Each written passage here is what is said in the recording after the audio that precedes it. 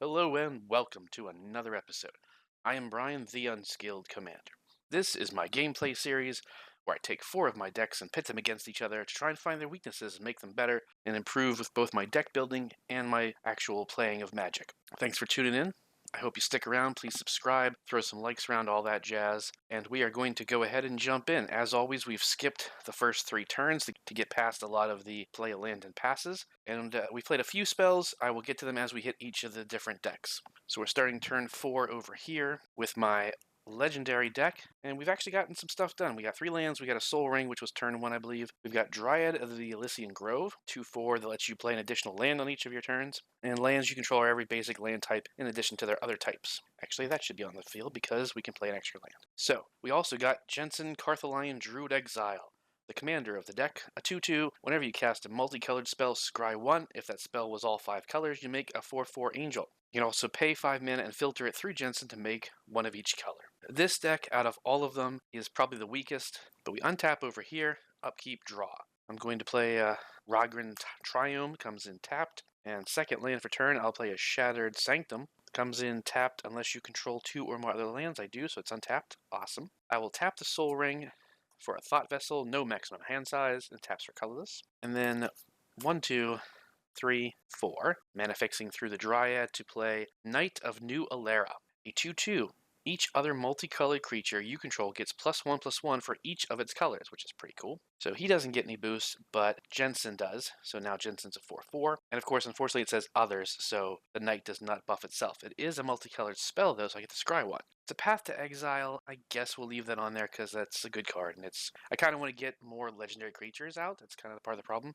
I never get that many creatures out with this deck. Alright, so we can go to combat, and now that our commander is even stronger, we probably should. These 2 players are shields down, no creatures. They do have 2 different 1/1s. So the question is, where do you go? Do you go at someone that doesn't have any blockers, or do you go and try and force that person to sacrifice blockers? I like the idea of trying to force them to sacrifice, because they're getting going as well. Let's slow them down. However, because of the nature of that deck, they're not going to sacrifice those creatures. They're going to take all 4, and it is commander, so that could be an issue. But that is all we can do. We only have 2 mana up. That's not enough to cast anything. Oh, and at one point I did play Phyrexian Espionage, which just draws 2 cards.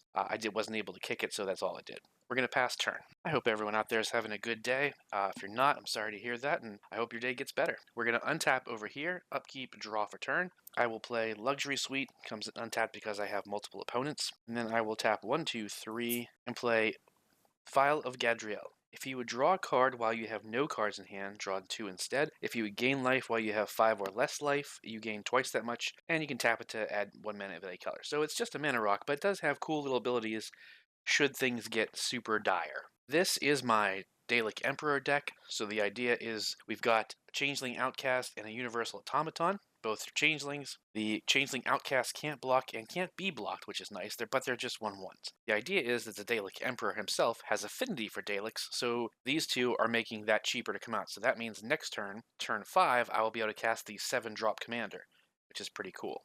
Doesn't always do that, that's the problem. This is unblockable, so I guess I will swing it at you, just for spite. And we're off to the races. We're going to pass turn. Untap, upkeep, draw for turn. I will play a Terramorphic Expanse, cracking it for an island. Now, this is my Dragons deck. We're going to tap 1, 2, 3.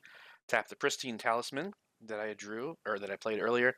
I get to gain life when that taps, and I have a Sapphire Medallion, making blue spells cost 1 less, so that's 5 total, for Lozan Dragon's Legacy, or as I like to call the deck, Lindsay Lozan. It's a 4/2 flyer. Whenever I cast an adventure spell or a dragon spell, Lozan deals damage equal to that spell's mana value to any target that isn't a commander. No haste, of course, so we're not really able to do anything else. We're going to pass, but this deck is all about playing really big dropped dragons as quickly as possible and smashing each of my opponents in the face one after the other with the damage. And finally, we come over here, untap, upkeep, draw for turn with my Ramos Counters deck. So I haven't been able to play anything except for lands. I cracked the Mirrored Landscape, which does get me a little bit ahead, which is nice. So we're going to tap 3 to play a Chromatic Lantern. Lands tap for any color, and it itself taps for 1 mana any color. I will play a mountain for turn. Actually, no. I will play an Evolving Wilds for turn, cracking that from an island over here. Now, of course, with Chromatic Lantern, all of my lands tap for any color, so it doesn't need to be a specific color. However, if someone blows that up, I want to try and get as many colors out as possible, because this is a 5-color deck.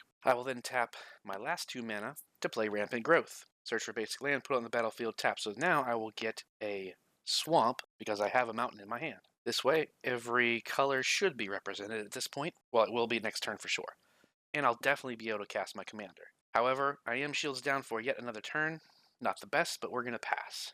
Over to turn 5. Untap, upkeep, draw for turn. Oh yeah, it's that Path of Exile we already knew. Regrettably, I don't have any card draw available to me right now, which is also a problem, which might be part of the fix for this deck. All right, 1, 2, 3, 4, 5, making one of each color to play Joda the Unifier. Now, I know a lot of people have a Joda the Unifier deck, and I've seen them go off crazy good, but I liked Jensen because this is a 5-color card. Now, I make a 4/4 Angel. So I just got 2 creatures for the price of 1. Joda the Unifiers is a 5/5. It says legendary creatures you control get +X, where X is the number of legendary creatures you control. Whenever you cast a legendary spell from your hand, exile cards from the top of your library. Until you exile a legendary card with lesser mana value, you may cast it without paying its mana cost. Put the rest in the bottom of any order. So basically it's Cascade, but every legendary spell you cast has it. I do have 4 mana left, which is great. Unfortunately, I only have one thing that can actually produce a color, so it's not able to play the spell in my hand. 2 legendaries out, so these 2 are getting +2/+2, and Knight of New Alera is giving everything different buffs. Now, for my own ease of knowledge, I'm just going to use dice, even though it's not how you would necessarily do it in an actual Commander game. You would only really put dice on a card if it was an actual +1/+1 counter being put on it. Boosts don't normally get them, but this is just so I can understand things better. Well, actually, it's going to be 12, because he's going to, Joda Unifier is going to get +1/+1 for each color in its identity, and then it's going to get +2 from the fact that there's 2 legendaries on the field. Pretty sweet. Jensen is a 6/6, and actually that's it. No other real buffs because these are not legendaries, nor are they multicolors, and this one gives to others, not itself. We can swing with Jensen for 6 commander, which is pretty good. You don't want to let that go. And the nice thing is that everybody would either have to take it or lose their creature. I'm going to send Jensen a 6/6 at you. You're not going to sacrifice the commander at this point, so you will take 6 commander damage, which is a lot, considering. But that's all we got.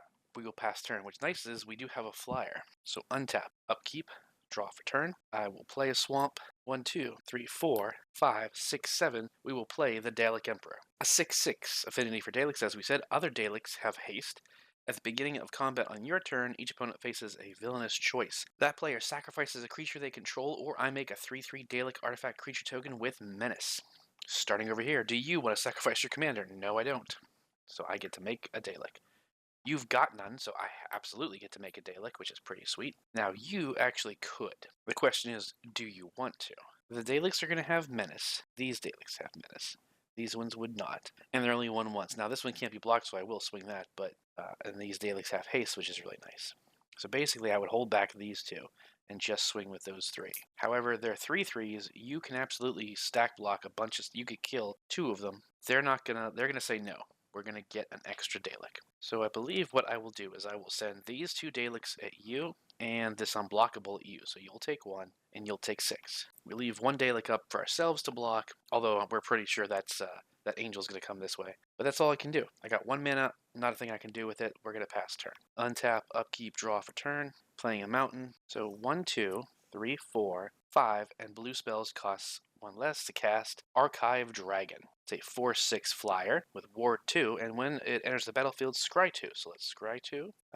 Basically, I'll put those back in pretty much the order they were. However, technically, before that happens, we've got the cast trigger. So it's going to hit something for 6 damage. Now, there's a lot of good targets. However, we can't target commander, so we actually can't target the Dalek Emperor or Jensen, as would be the obvious choices. And targeting Joda wouldn't be enough damage. However, targeting this guy would drop Joda down quite a bit. And that's what we're going to do. We're going to blast this, which now means this drops down from a 12 to a 7, and this drops down to a 4. That's a little bit more manageable. And we still have our own 4/2 flyer. Now, they have a 4/4 flyer. They don't. So we're going to swing 4 commander damage over at you. We're going to pass turn. And what's nice over there about the Dragon deck is we do have a Rogue's Passage, so we can get some of those swings through if we absolutely need to. So I untap over here, upkeep, draw for turn. I'm going to play that mountain we talked about last time, and go ahead and tap 1, 2, 3, 4, 5, 6 to play Ramos, Dragon Engine. 4/4 flyer, whenever I cast a spell, put a counter on it for each color of that spell, and you can remove 5 counters to make double Uberg.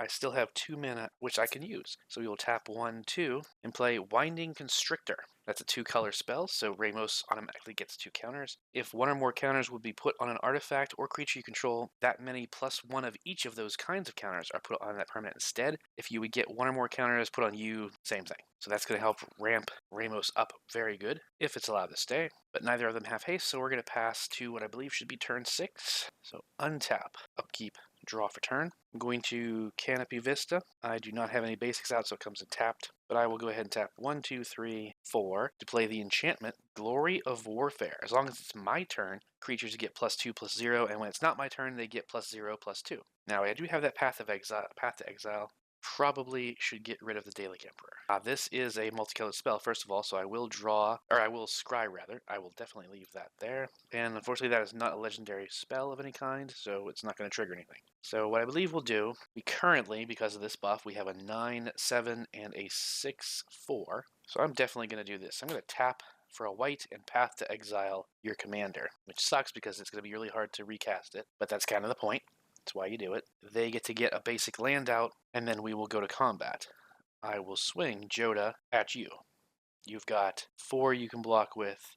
He's, like I said, a 9-something, but no trample. However, here's the thing, though. They're both Daleks. We kind of need them out to recast the commander, because 1, 2, 3, 4, we got 5 mana, 6, 7, and then we need 2 more. Yeah, so I guess we could sacrifice 1. So I will block with this changeling. Nothing gets through. Nothing. We literally have no cards in hand. And I guess we should have swung with the flyer, but everyone's kind of got flyers except for them. Best to leave that up for defenses at this point until we can get a couple more out. So I will pass turn. Before I start this turn, I will put the basic land that we were going to get, thanks to the path. Thanks to the path, we're going to put this swamp on the battlefield. Then we will untap for our turn. There are 2 of these. So technically there are 3 Daleks. We'll just put this back over there. Draw for turn. I'm going to play the mountain that was in my hand. Now, as I said, the Emperor has affinity for Daleks, so there are 4 Daleks on the field, so he costs 4 less, which means he would cost 3. However, there's the commander tax of 2, so he basically costs 5. 1, 2, 3, 4, 5. We will recast the Dalek Emperor. And I'm going to go ahead and tap 2, and I'm going to terminate your Joda. Destroy target creature. It can't be regenerated. Get that shite out of here. You blow up mine, I blow up yours. How's that? Is that what you wanted? Is that how you like this? Now, we get to move to combat. Boom. Villainous choice time. Do you want to sacrifice a creature? Not really. We get a Dalek. Do you want to sacrifice a creature? Not really. So we'll get a Dalek. Do you want to sacrifice a creature? If we get rid of this, we're going to lose the mana fixing, but I think we got enough land, so we will sacrifice that to just stop you a little bit, but there's still a ton. So there are 5 3/3s with menace and haste. That's 15 damage. However, you can block and kill them. So we're going to send this at you, of course, because it's unblockable. Now, we don't want to just go vengeance swinging over there for the hell of it. They exiled our commander. We blew up one of their big creatures. We do need to pay attention to everybody else. Ramos can be a problem if they start dropping multicolor spells because they're going to get a lot of counters. However, we don't have a draw spell, which we would really need to take advantage of his minusing ability. And over here, the dragons are dangerous. However, the ability can't target the Dalek Emperor. It takes a lot of mana just to cast 1 dragon. They are mostly all flying, however, which we do not have. So, I believe the proper idea would be to split them up slightly. Or is it? Let me know what you would do. Would you send everything that way? I mean, technically, that's not a bad tact. Once you eliminate a character, it makes it a lot easier to eliminate the next couple, because while you are the main target, you have less time between turns and all that. But you also don't want to be a dick. You don't want to go after somebody for no reason, or, overcompensate for a slight against you type thing. Like, oh, you hit me for 5, I'm going to hit you for 37. It's like, okay, calm down. But, so I'm going to send 3 at you, 2 at you. You can't block them, so that means you're going to take 6 damage. You can block one of them, which you will do, and destroy it, but you'll still take 6. That's all we can do here. We're going to go ahead and pass turn. I don't know, making enemies as the Daleks, but they are the bad guys, so it makes sense. Untap, upkeep, draw. Play a mountain for turn. Shoot. Okay, you know what? That feels bad, but you did just hit me for like 6 twice in a row. We're going to tap 2 and play Dragon's Fire. As an additional cost to cast this spell, you may reveal a dragon card from your hand or choose a dragon you control. I will reveal the Utvara Hellkite from my hand. Dragon's Fire deals 3 damage to target creature or planeswalker. If you revealed a dragon card, it deals damage equal to that card's or creature power of that creature instead, which is a 6/6, so it's going to deal 6 damage to the Dalek Emperor. He now costs 4 extra to cast, which is not great because it's already a 7-drop. However, now everyone knows I have this really powerful Hellkite in my hand. But the problem was I couldn't cast it anyway. I will tap 1/2, gain a life, and play Pyre of Heroes. Pay 2, tap and sacrifice a creature. Search your library for a creature card that shares a creature type with the sacrificed creature and has converted mana cost equal to 1 plus that creature's converted mana cost. Put it in the battlefield, then shuffle. So what I'm going to do now is I'm going to move to combat. Alright, so you've got a 6/6, that's not great. You've got nothing, but I just blew up your commander, so we're not going to bother with you. I'm going to send the Archive Dragon at you. It is a 4/6, so even if you block with your angel, you can't kill it, but it will kill the angel. However, I don't think you really want to take that damage at this point. You're probably going to block with the angel. Now, second main phase, I will tap 2, tap the Pyre of Heroes, and sacrifice the Archive Dragon. I can now search my library for a dragon card that is 4, 5, 6, 7 or less and put it right onto the battlefield. Alright, I am going to, this is going to be risky, I'm going to play Lathis Dragon Queen. I'm going to hope to heck that after shuffling on my next turn I get a land, because Lathis says it's a 6/6 flyer. Whenever another non-token dragon enters the battlefield under your control, create a 5/5 red dragon creature token with flying. Now, I don't deal damage because Lozan only counts it when you cast it. But if I can just get 1 more mana, I can play that Utav Hellkite in my hand next turn. So we'll see. It was a bit of a gamble there. I'm going to pass. Untap, upkeep, draw for turn. I'm going to play Blossoming Sands, comes in tapped, but I do gain a life.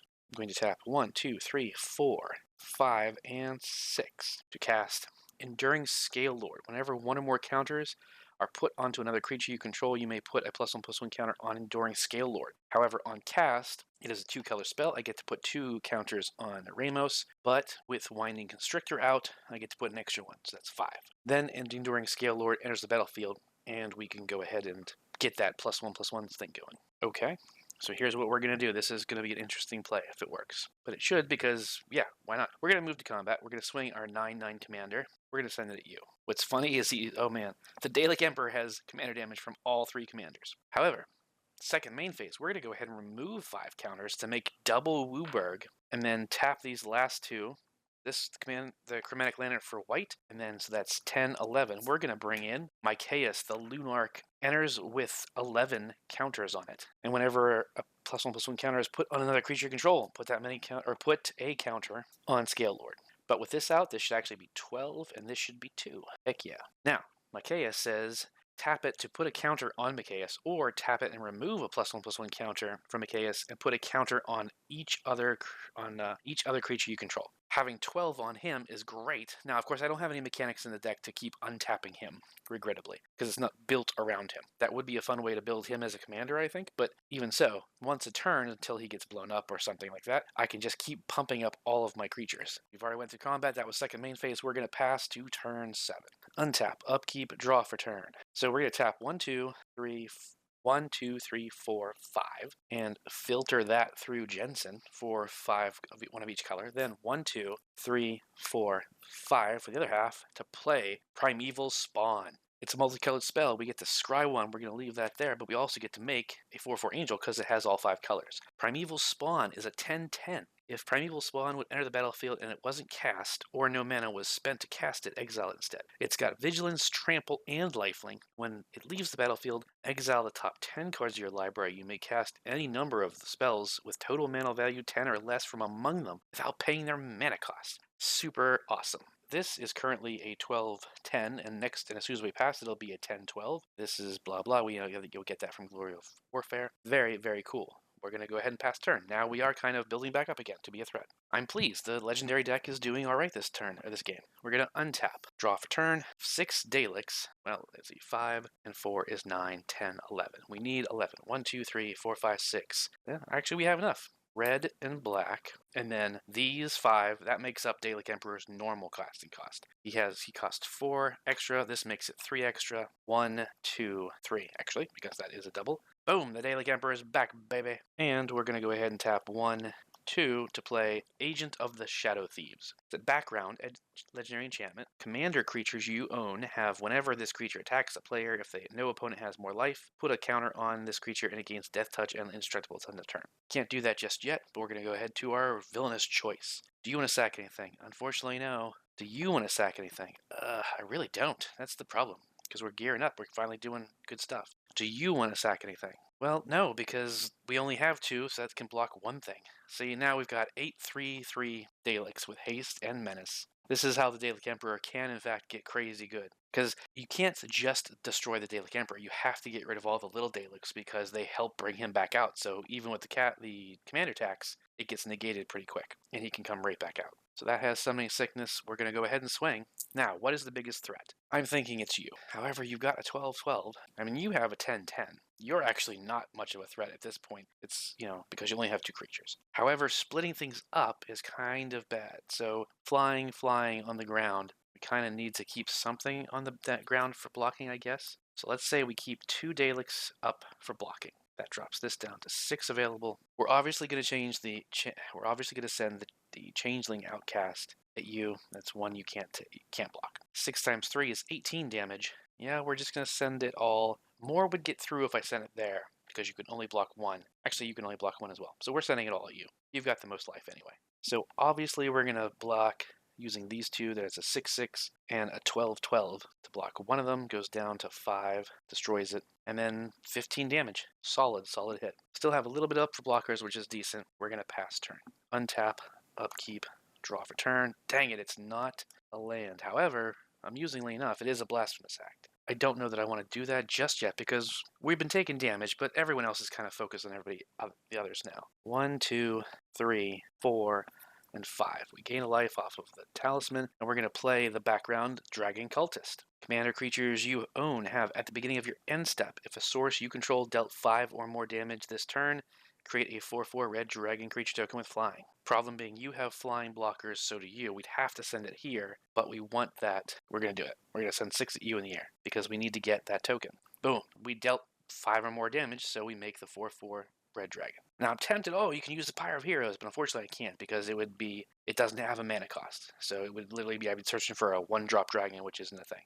Or at least it's not in this deck, if there is one. That's all we can do, so I will pass turn. But at least we have another blocker. Untap, upkeep, draw for turn. I'll play Rith's Grove. The lair comes in tapped unless, and I sacrifice it unless I return a non-lair land that you control to its owner's hand. I'll just bounce this island back to my hand. Actually, I'll bounce one of the planes. Let's be smart about it. Then I will go ahead and tap 1, 2, 3, 4 and play Lux Artillery. Whenever you cast an artifact creature spell, it gains Sunburst. That's not really why it's in the deck because I don't have that. Other than Ramos, I don't think I have too many more artifact creatures. The second paragraph is the important one. At the beginning of your end step, if there are 30 or more encounters among artifacts and creatures you control, Lux Artillery deals 10 damage to each opponent. We currently have 14, but that's going to be more because I'm going to go ahead and tap. No, I have to tap him. So I'm going to tap Micaeus to lose a counter, but then put a counter on everybody. But because of the Winding Constrictor, it's going to put 2. So it's going to get 4, 2, and 2. Unfortunately, I just have lands in my hand, so there's nothing else I can do.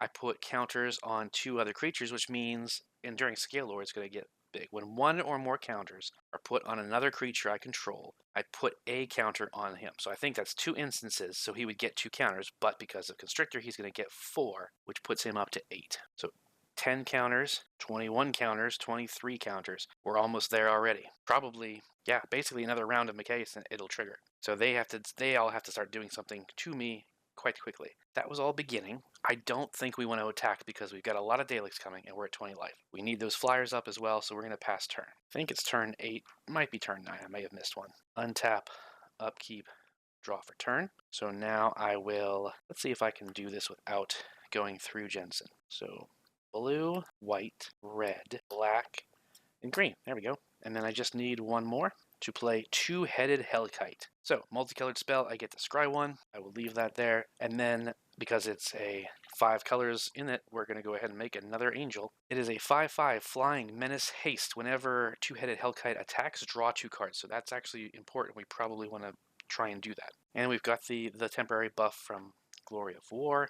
Yep, you know what? There's no point in not sending the Primeval Titan because it's currently at 12-10 with Trample and Lifelink, which is really important. Obviously, this is a big deal because on his next turn, he's going to be able to make it so that he pings everybody for 10 damage. So I guess the real thing is if we try and do it smart. So we send the Hellkite and one angel, the angel that's not summoning sickness, at you. That's 9 damage in the air. If his trigger goes off, that'll kill you. But we can send the Primeval Titan at him. It won't kill him, but it'll gain us a bunch of life. It has Flying, Menace, and Haste. So that's going to be 1, 2, 3, 4, 5. And then the Angel is 1, 2, 3, 4. We get to draw 2 cards because it connected. Or no, just when it attacks. So that's even better. And I forgot about the buff, actually. So we didn't have to send the Angel at them. Sorry, let's go 1, 2, 3, 4. Sorry, because the Hellkite is enough. So that's good, that's good. Leave that up for blocking. Although again, because they have Menace, we're going to gain a bunch of life, so now it doesn't even matter.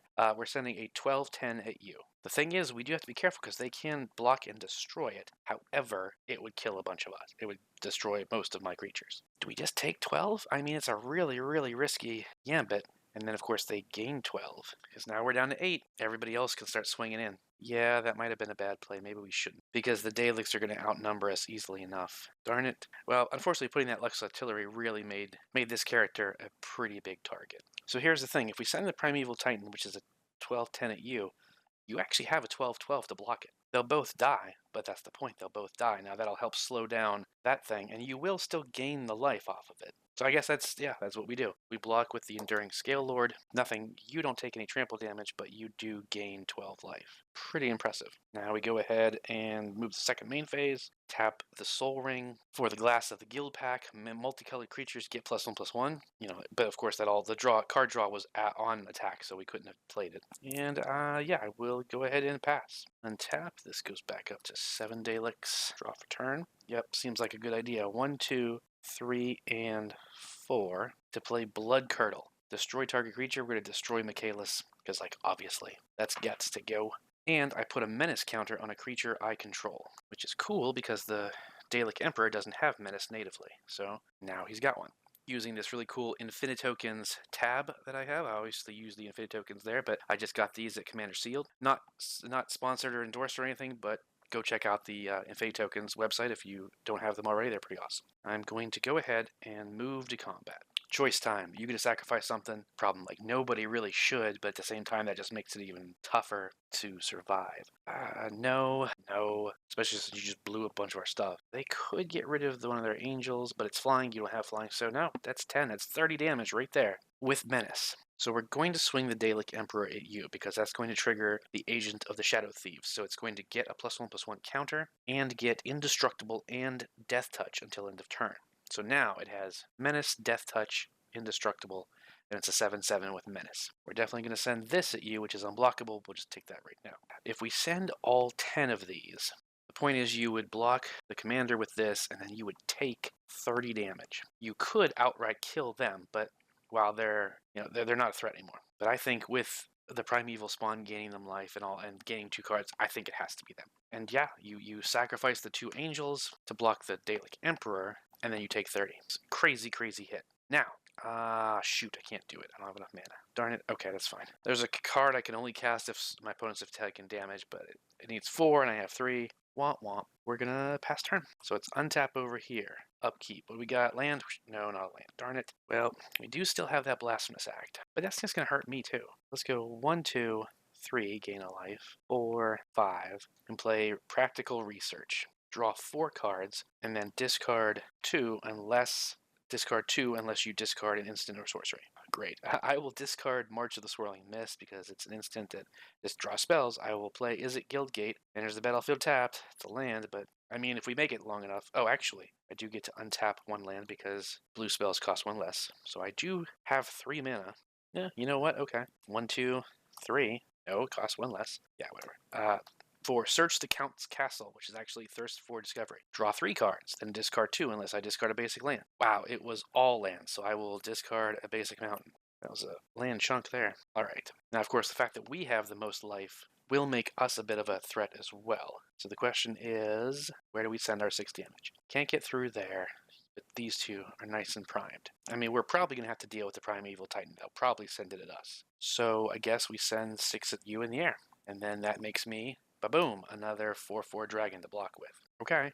Considering it's not doing too bad, but you can see the downfall is that dragons are so expensive and it's hard to get. Even with trying to mana fix with mana rocks and stuff, we're just not getting the mana rocks, so whatever. Pass turn, untap, upkeep, draw.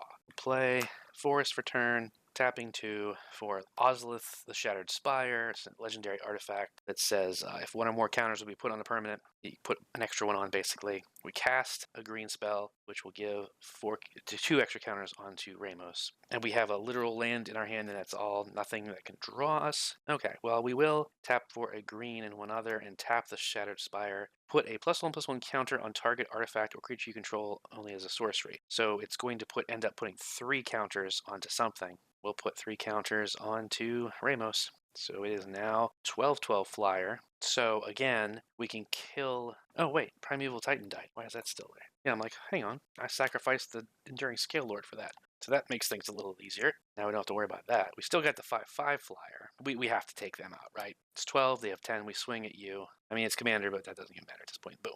Done. End step, we only have 9 counters on things. We will pass to turn 9 or 10. These are all cabooshed. Untap, upkeep, draw for turn. Yep, we're going to move to combat. We're going to swing a 7/5 at you. 8. And then we're going to draw 2. Boom. Boom. Okay, that's something. We're going to play an overgrown farmland. And then, well, I guess I better pay attention to lands. Blue, green, red, and 2 others. To play Cyrus the Writhing Storm.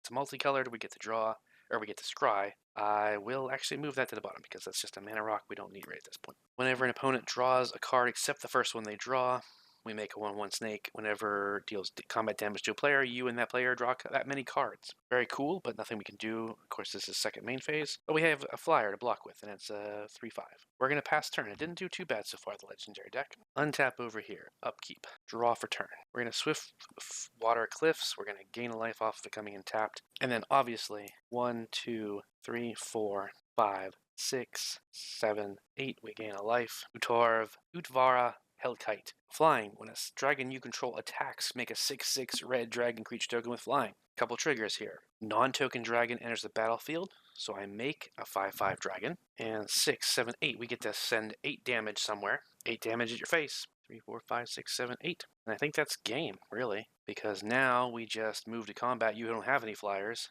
and we swing 4, 8, 12, 18 in the air. Kaboosh!